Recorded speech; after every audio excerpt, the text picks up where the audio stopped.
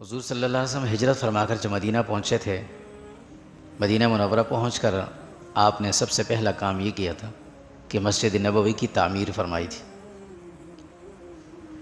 جس جگہ آپ جاتے تھے سب سے پہلے مسجد کی تعمیر فرماتے تھے، جہاں بھی جاتے تھے، اس لیے کہ مسلمان کی نشانی یہ ہے کہ وہاں سب سے پہلے اللہ کا گھر ہونا چاہیے۔ ہمارے یہاں جماعتوں کو جہاں بھی بھیجا جاتا ہے نا، تو سب سے پہلے وہاں کی مسجد کے بارے میں ان کو بتایا جاتا ہے مسجد کہاں ہے۔ یہ نبوی طریقہ ہے۔ رسول اللہ صلی اللہ علیہ وسلم قباء پہنچے تو سب سے پہلے مسجد قباء بنائی، مدینہ پہنچے تو سب سے پہلے مسجد نبوی کی تعمیر شروع فرمائی۔ اس سابقہ جمعے میں یہ بات گزری تھی کہ مسجد نبوی کی جو زمین تھی، جس جگہ پہلی مرتبہ حضور کی اونٹنی بیٹھی تھی اور پھر اٹھ کر آگے چلی گئی تھی، وہ جگہ 2 یتیم بچوں کی تھی۔ جب حضور نے وہاں مسجد کی تعمیر کا ارادہ فرمایا تو ان بچوں نے کہا کہ ہم یہ زمین مسجد کے لیے وقف کرتے ہیں۔ حضور نے فرمایا یہ آپ کا جذبہ تو بہت اچھا ہے، ہونا بھی ایسا ہی چاہیے، لیکن آپ چونکہ بچے ہو اور ہو بھی یتیم، اس لیے آپ کو اجر پورا مل گیا، ہم یہ جگہ آپ سے خرید لیتے ہیں تاکہ آپ کو بھی کچھ نہ کچھ ملے۔ چنانچہ سب سے پہلے حضرت ابوبکر صدیق رضی اللہ تعالیٰ عنہ نے 10 درہم ادا کر کے وہ مسجد کی جگہ خریدی اور چھوٹی سی مسجد تعمیر ہوئی۔ حضور بھی، صحابہ سب نے مل کر ایک مسجد تعمیر فرمائی۔ یہ جو مسجد نبوی کا نقشہ جو موضوع ہمارے سامنے ہے نا، یہ کئی ادوار میں اس کے نقشے بدلتے رہے، بنتی رہی، لیکن اس کی جو بنیادی سابقہ تعمیر ہے یہ 5 دفعہ اس میں تھوڑی بڑی رد و بدل ہوا ہے۔ پہلی مرتبہ حضور صلی اللہ علیہ وسلم نے خود بنائی، بہت چھوٹی سی تھی، اور اس وقت قبلہ اس رخ پہ تھا جہاں آج کل اکثر لوگ بیٹھتے ہیں، جس کو اصحاب صفہ کا چبوترا لوگوں نے مشہور کیا ہوا ہے، اس طرف قبلہ تھا، چونکہ قبلہ بیت المقدس تھا پہلے شروع میں، بعد میں ادھر بنا تھا۔ پھر سن 7 ہجری میں جب خیبر فتح ہو گیا تھا، اس کے بعد مسلمانوں کی تعداد بھی کافی بڑھ گئی تھی، مسجد چھوٹی پڑ رہی تھی۔ حضور صلی اللہ علیہ وسلم نے صحابہ سے فرمایا کہ اب اس جگہ کو تھوڑا بڑھانا ہے، تھوڑی سی زمین اس کے لیے خریدنی ہے۔ تو دوبارہ جو زمین خریدی گئی وہ حضرت عثمان رضی اللہ تعالیٰ عنہ نے خرید کر بنائی تھی مسجد، دوسری تعمیر اس پر۔ گویا جو مسجد نبوی جس میں آج ساری دنیا کے مسلمان جاتے ہیں، وہاں بیٹھنا اپنے لیے اعزاز سمجھتے ہیں، جس میں وہ ریاض الجنہ والا حصہ بھی آتا ہے، اس کے مالک سب سے پہلے حضرت ابوبکر صدیق تھے، دوسرے حضرت عثمان رضی اللہ تعالیٰ عنہ تھے۔ اگر کوئی کرے یا نہ کرے، جو شخص وہاں جائے گا جتنا اجر اس کو ملے گا اتنا ان دونوں حضرات کو وہاں ملتا رہے گا، اور پھر ریاض الجنہ میں جانے کا اس کا جو مقام ہے۔ تیسری مرتبہ جب اس کی تعمیر ہوئی تھی، ویسے بیچ میں تھوڑا بہت ہوتا رہا ہے کام، لیکن جو مستقل پھر تعمیر ہوئی تو پھر یہ ترکوں کے زمانے میں ہوئی تھی، جب خلاف سلطنت عثمانیہ تھی، اس زمانے میں اس مسجد کو تھوڑا اور بڑھا دیا گیا تھا، آگے کی طرف لے گئے تھے۔ جس دروازے کی طرف سے لوگ داخل ہوتے ہیں سلام پیش کرنے کے لیے، اس سے پہلے ایک اور دروازہ چھوٹا سا یہاں تک تعمیر ہوئی تھی۔ ابھی اگر وہاں جائیں تو نظر آتا ہے کہ ایک پرانی مسجد ہے، اس کی تعمیر بالکل الگ ہے، اور پیچھے جو نئی تعمیر ہے اس کی بالکل الگ وہ ہے، یہ الگ تھی۔ پھر اس کی تعمیر میں توسیع ہوتی گئی وقت کے ساتھ ساتھ، بعد میں جو پیچھے والی تعمیر ہے یہ بعد کے ادوار میں ہوئی ہے۔ تو یہ پہلی تعمیریں تھیں اس وقت کی، سب سے پہلے بنیاد حضور صلی اللہ علیہ وسلم نے رکھی تھی۔ مسجد نبی کی تعمیر سے فارغ ہونے کے بعد حضور صلی اللہ علیہ وسلم کے لیے 2 چھوٹے چھوٹے حجرے بنائے گئے، کمرے چھوٹے چھوٹے بنائے گئے۔ حضور صلی اللہ علیہ وسلم نے جب وہ کمرے بن گئے تو آپ نے حضرت زید بن حارثہ، حضرت ابو رافع اور حضرت ابوبکر رضی اللہ کے بیٹے عبد الرحمن بن ابوبکر، ان تینوں کو بلایا اور ان سے کہا تم جاؤ مدینہ، اور مدینہ سے حضرت سودا ام المومنین، اس وقت آپ کے نکاح میں یہی تھی، حضرت خدیجہ کا تو انتقال ہو گیا تھا، اور چھوٹی دونوں جو بیٹیاں تھیں ام کلثوم اور فاطمہ، بڑی دونوں کی شادی ہو چکی تھی، تو ان دونوں کو، اور ساتھ میں حضرت عائشہ کی دوسری بہن حضرت اسماء اور ان کی والدہ تھی ام رمان، ان کو لے کر اب مدینہ آ جائیں۔ حضور نے اور حضرت ابوبکر صدیق رضی اللہ عنہ دونوں کو بھیجا، یہ گئے ان کو لے کر آ گئے مدینہ طیبہ۔ حضرت عائشہ رضی اللہ کا نکاح تو پہلے ہو گیا تھا، حضور صلی اللہ علیہ وسلم رخصتی نہیں ہوئی تھی۔ تیسرا کام حضور صلی اللہ علیہ وسلم نے یہ کیا کہ وہاں ایک چھوٹی سی جنازہ گاہ بنائی، جنازہ پڑھنے کی جگہ۔ حضرت ابو سعید خدری رضی اللہ تعالیٰ عنہ فرماتے ہیں کہ جب حضور مدینہ طیبہ نئے تازہ گئے، شروع میں جب کسی صحابی کے یہاں کسی کا انتقال ہوتا تھا تو حضور ان کے گھر جاتے تھے، وہاں بیٹھ جاتے تھوڑی دیر، اور پھر وہیں پر جنازہ ہوتا پھر آ جاتے۔ اس میں حضور کو مشقت ہوتی تھی، حضور نے تو کبھی نہیں فرمایا مشقت ہوتی، لیکن کبھی ایسا ہوتا کہ ایک جگہ جانا ہے پھر وہاں سے دوسری جگہ جانا ہے، تکلیف ہوتی تھی۔ تو صحابہ نے مشورے سے ایسا کیا کہ مسجد نبوی کے ساتھ ہی جنازہ گاہ بنا لی۔ چنانچہ اب موجودہ دور میں جو مسجد نبوی کے محراب کے آگے والا جو حصہ ہے بائیں طرف، یہاں پہ جنازے رکھے جاتے ہیں، یہ جنازہ گاہ بنائی گئی تھی، یہاں پر جنازے لائے جاتے ہیں۔ اور یہ بھی لازمی، جس طرح ہر مسلمان معاشرے کے اندر بستی کے اندر ایک مسجد کا ہونا ضروری ہے، اسی طرح اس کے قریب میں قبرستان بھی ہو، ایک جنازہ گاہ بھی ہونی چاہیے، تاکہ وہاں جنازہ پڑھا جا سکے اور تدفین بھی آسانی سے ہو سکے۔ ویسے بھی قبرستان تو بقی قریب ہی تھا۔ جنازہ گاہ کی تعمیر سے بھی فارغ ہوئے تو آپ صلی اللہ علیہ وسلم نے، بلکہ اس سے پہلے ہی صحابہ کو آپس میں ایک معاہدہ کروایا جس کا نام تھا مواخات۔ دو معاہدے ہوئے تھے، ایک کو مواخات مدینہ کہا جاتا ہے، ایک کو میثاق مدینہ کہتے ہیں۔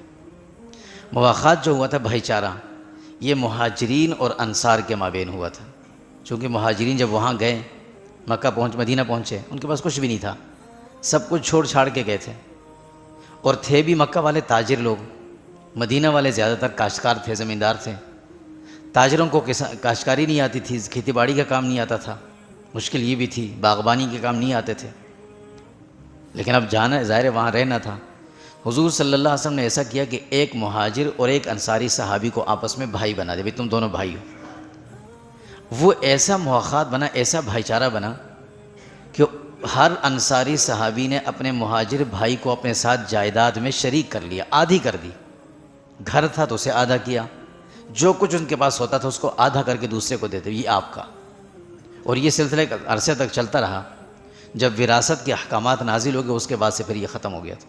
ابتداءً ایسے ہی تھا، ہر مہاجر انصار کا وارث تھا، ہر انصاری مہاجر کا وارث تھا، ایک دوسرے کے وارث بن گئے۔ ایک مرتبہ یہ ایسی قربانی تھی جو عجیب قربانی تھی، وہ مہاجرین بڑے حیران تھے۔ مہاجرین صحابہ ایک مرتبہ حضور صلی اللہ علیہ وسلم کے پاس آئے، فرمایا یا رسول اللہ، جو اجر و ثواب ہے وہ تو سارا یہ انصار لے کر گئے، ہمیں تو کچھ نہیں ملے گا اس میں۔ کیا کیسے؟ کہ رسول اللہ اتنی قربانی دیتے ہیں کہ جس کے پاس جو ہے وہ آدھا ہمیں دے دیا انہوں نے، اس کے باوجود بھی گھر میں جس کے ہاں کھانا پکتا ہے پہلے ہمیں کھلاتے ہیں، اس کے بعد اپنے بچوں کو خود کھاتے ہیں، اگر کم ہو تو ہمیں کھلا دے تو خود نہیں کھاتے۔ ہمیں یہ چیز بری بھی لگتی ہے، لیکن وہ ہیلے بہانوں سے ہمیں کھلا دیتے ہیں، تو یہ تو سارا اجر وہ لے کر چلے گئے، اس کا مقابلہ تو ہم نہیں کر سکیں گے۔ حضور نے فرمایا تمہیں ایک چیز بتاتا ہوں، تم بھی ان کے ساتھ اجر و ثواب میں شریک ہو جاؤ گے۔ وہ کیا ہے؟ فرمایا تم ان کے لیے دعا کیا کرو، اللہ ان کی مغفرت کرے، اللہ ان کے سارے گناہ معاف کرے، ان کے لیے دعائیں کیا کرو بس، اللہ ان کے درجات بلند کرے، ان کو جنتی۔ ویسے ہی صحابی تھے۔ اللہ رب العزت نے اس بات کی گواہی تو قرآن مجید میں ہی دی ہے، والذین آمنوا وہاجروا، وہ لوگ جو ایمان لائے اور پھر وہ ہجرت کر کے گئے۔ اور یہ ہجرت کرنا اس زمانے میں ظاہر ہے جاہدوا فی سبیل اللہ، یہ ایک جہاد تھا، لڑ جھگڑ کے جاتے تھے، پکڑے جاتے تو قتل کر دیے جاتے۔ والذین آووا ونصروا، ایسے میں جن لوگوں نے ان کو ٹھکانہ دیا، جب مکہ والے پیچھے پڑے تھے مدینہ والوں نے ان کو ٹھکانہ دیا، گھر دیا، ونصروا، اور ان کی مدد کی۔ اللہ فرماتے ہیں اولئک ھم المؤمنون حقا، یہ سب پکے مومن ہیں، ایمان والے ہیں۔ چنانچہ کسی بھی صحابی کے بارے میں دل میں شک شبہ کسی بات میں نہیں لانا چاہیے، ورنہ یہ اللہ کا فیصلہ ہے۔ اللہ نے کہہ دیا اولئک ھم المؤمنون حقا، اول تا آخر جتنے تمام انبیاء علیہم والسلام سب پر ایمان رکھنا یہ ایمان کا حصہ ہے۔ کسی نبی کے بارے میں دل میں بدگمانی آ جانا یہ کفر، ایمان سے انسان نکل جاتا ہے۔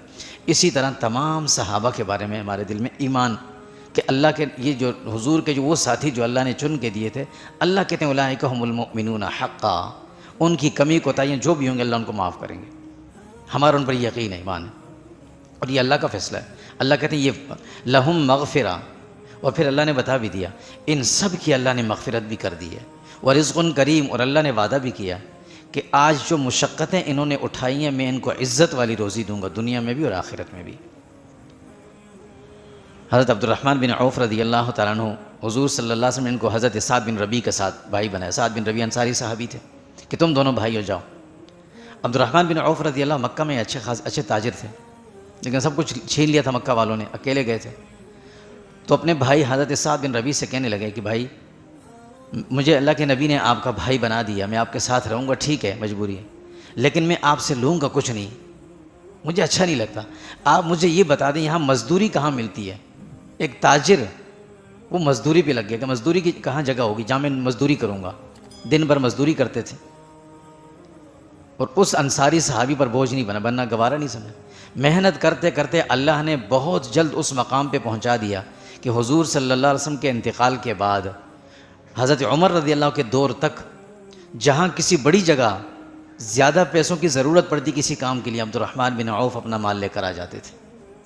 اور حضور نے اپنی ازواج مطہرات سے بھی بات فرمائی تھی، فرمایا میرے انتقال، میرے ویسے اشارہ کرتے کہ میرے بعد تمہارے اخراجات جو ہیں عبد الرحمن بن عوف کے ہیں، اشارہ کیا تھا ان کے ہاں سے آئیں گے۔ چنانچہ عبد الرحمن بن عوف رضی اللہ کے بہت بڑا باغ تھا کھجور کا، انہوں نے وقف کیا ہوا تھا کہ اس باغ کی جتنی بھی آمدنی ہوگی یہ ازواج مطہرات کے لیے ہوگی، اور دیتے تھے وہ وہاں۔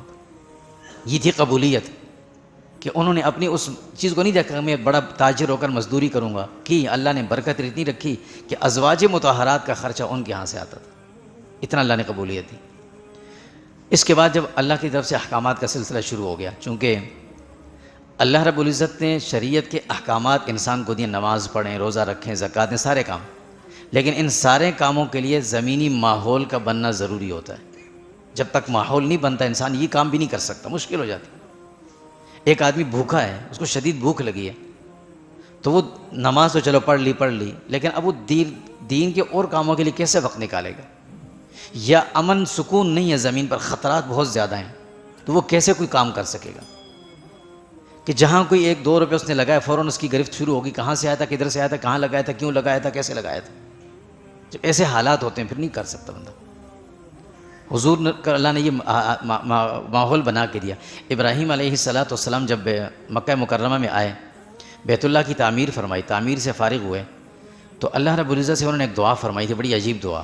اس وقت کے لحاظ سے وہ دعا سمجھ میں نہیں آتی تھی، اگر اس وقت لوگ موجود ہوتے وہاں تو کوئی تھا ہی نہیں، اگر کچھ ہوتے نا تو لوگ اعتراض کرتے کون سی دعا ہے۔ وہ دعا کرنے کے وَإِذْ قَالَ إِبْرَاهِيمُ رَبِّ اجْعَلْ هَذَا بَلَدًا آمِنًا وَارْزُقْ أَهْلَهُ مِنَ الثَّمَرَاتِ مَنْ آمَنَ مِنْهُمْ بِاللَّهِ وَالْيَوْمِ الْآخِرِ۔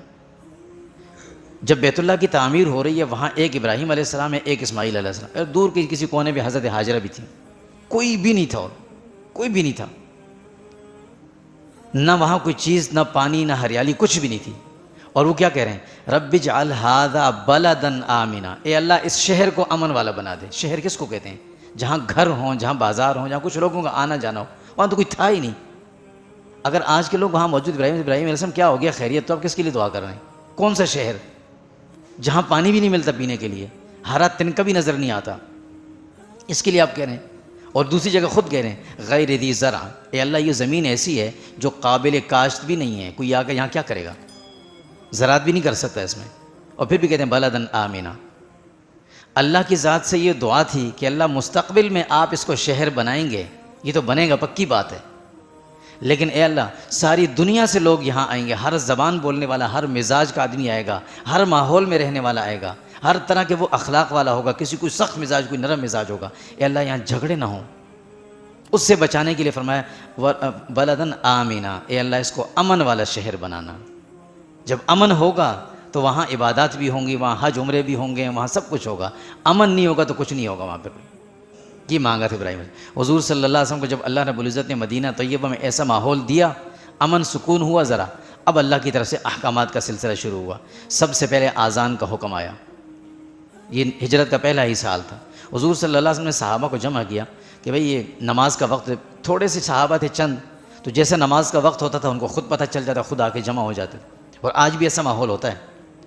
دوسرے ممالک میں، مسلم ممالک میں چیز کا پتہ نہیں چلتا، وہ ممالک کے جہاں مسلمان بہت کم تعداد میں، انہیں اپنی مسجد کے راستے، اوقات، نمازوں کے اوقات، ہر چیز کا پتہ ہوتا ہے، کیونکہ ان کو قدر ہے کس وقت نماز ہوتی ہے، کتنی دور تراویح ہوتی ہے۔ ہمارے ایک ساتھی تھے ہالینڈ میں، بتاتے تھے کہ ہمیں تراویح پڑھنے جاتے تھے تو 1.5 گھنٹے کا سفر کر کے جاتا تھا، 1.5 گھنٹہ واپس آتا تھا، تراویح پڑھ کے سحری یا راستے میں ہوتی تھی یا گھر میں پہنچ جاتا تھا، لیکن چھوڑتا نہیں تھا ہمیں تراویح۔ یہ ہوتا قدر۔ تو جب تھوڑے سے صحابہ تھے تو نماز کا وقت خود آ گئے۔ اب جیسے جیسے صحابہ کی آبادی بڑھتی گئی، اب نماز کا کیسے پتہ ہے لوگوں کو؟ حضور نے صحابہ کو جمع کیا کسی نے کہا یا رسول اللہ ایک صحابی کو مقرر کر دیتے ہیں، وہ آواز لگائے گا، یہ بھی ناممکن تھا کہ بھئی اگر ظہر کی نماز میں یہاں سے آواز لگانا شروع کرے، بلاک 7 کی 4 گلیوں میں عصر کی نماز ہو جائے گی، تو کیسے لگائیں؟ کسی نے کہا ایک آگ جلا دی جائے، اس کا دھواں اٹھے گا، سب کو پتہ چلے گا، سب آئیں گے۔ حضور نے فرمایا یہ آتش پرستوں کا طریقہ ہے، وہ آگ کو پوجتے ہیں تو آگ جلاتے ہیں، ہم ایسا نہیں کر سکتے، ہم تو عبادت کے لیے کریں گے۔ کسی نے کہا کوئی بغل سا بجائیں گے، کوئی سیٹ وہ ہوتا ہے نا باجا جس کو کہتے ہیں آواز، تو ایسی آواز ایک فرمایا یہ بھی طریقہ صحیح نہیں، عیسائیوں کا طریقہ ہے گھنٹیاں بجانا، یہ بھی صحیح نہیں۔ خیر صحابہ چلے گئے، سوچ بچار تھی۔ ایک صحابی تھے حضرت عبداللہ بن زید رضی اللہ تعالیٰ عنہ، جس کو زیادہ فکر ہوتی ہے نا، ہمارے تبلیغی جماعتی ساتھ اکثر کہتے ہیں نا کہ فکر زیادہ کریں، آپ فکر کریں گے اللہ اس کا اثر ڈالتے ہیں، اللہ اس کا نتیجہ نکالتے ہیں، اپنے بارے میں دوسرے کے بارے میں۔ اس صحابی کو اتنی فکر ہوئی کہ وہ رات بھر سو نہیں سکے، بے چین کہ کیا کریں کیا نہ کریں، کرتے کرتے تھوڑی دیر سو گئے۔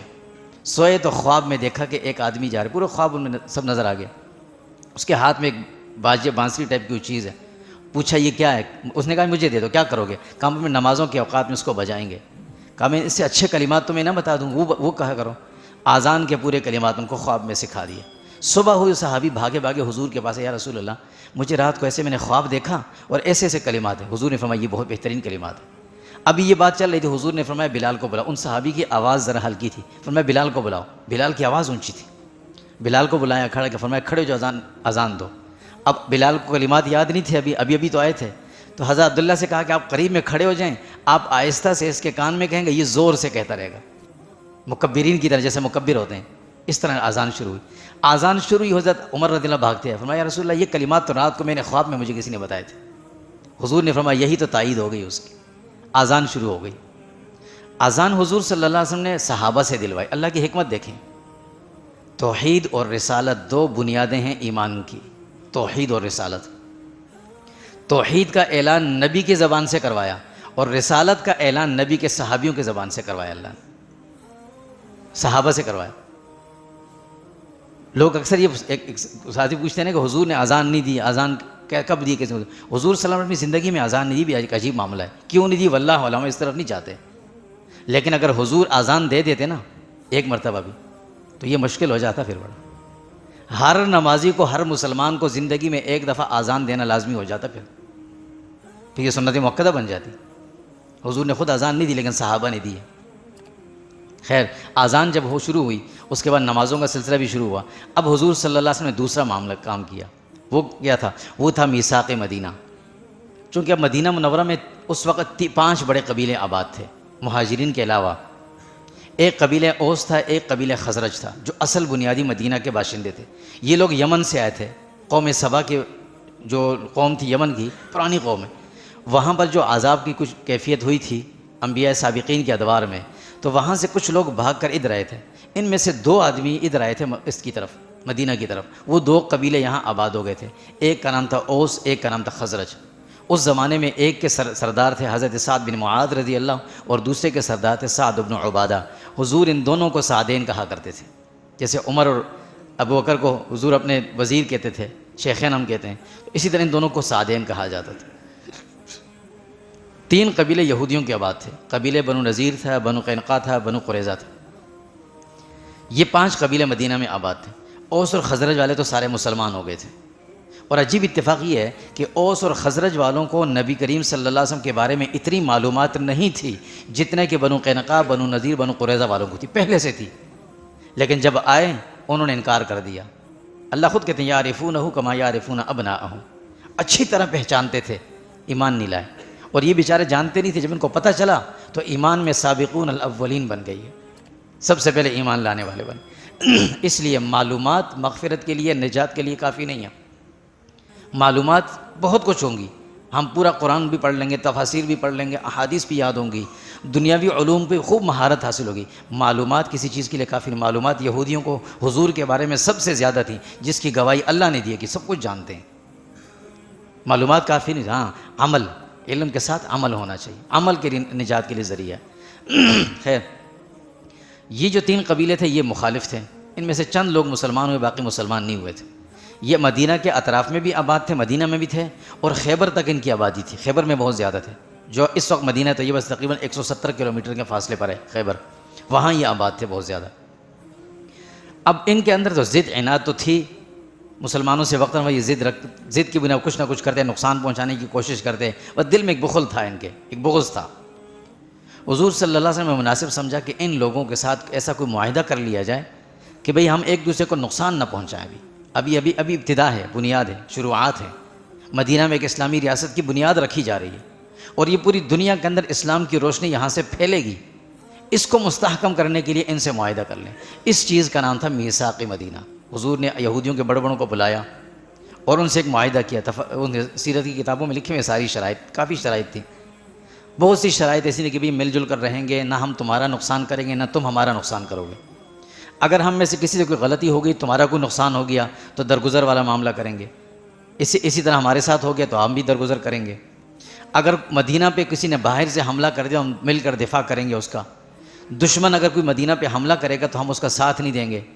اس طرح کے بہت سارے معاہدے ہوئے تھے، لیکن ان معاہدوں کے اندر بطور مطبوع جو تھے وہ حضور صلی اللہ علیہ وسلم کے امیر جو تھے، وہ حضور صلی اللہ علیہ وسلم تھے، کہ حضور صلی اللہ علیہ وسلم اور یہودیوں کے مابین، یعنی ان معاہدوں میں شقیں ایسی تھی کہ یہ امیر جو ہوں گے، سربراہ جو ہوں گے، وہ حضور صلی اللہ علیہ وسلم ہوں گے، آپ لوگوں نے ایسے ہمارے ساتھ رہنا ہے۔ یہ معاہدہ ہوا، اس معاہدے کا نام تھا میثاق مدینہ۔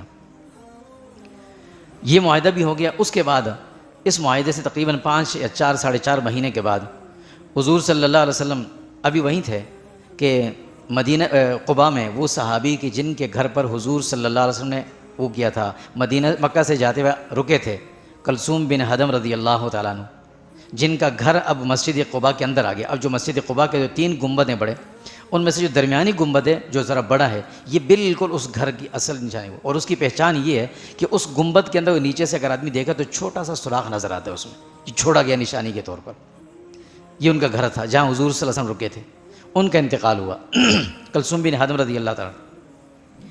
پھر اس کے کچھ عرصے کے بعد حضور صلی اللہ علیہ وسلم نے حضرت عائشہ صدیقہ رضی اللہ تعالیٰ کا نکاح چونکہ مکہ مکرمہ میں ہو گیا تھا، حضور سے رخصتی نہیں ہوئی تھی، اور حضور نے ان کو بلا بھی لیا تھا مدینہ۔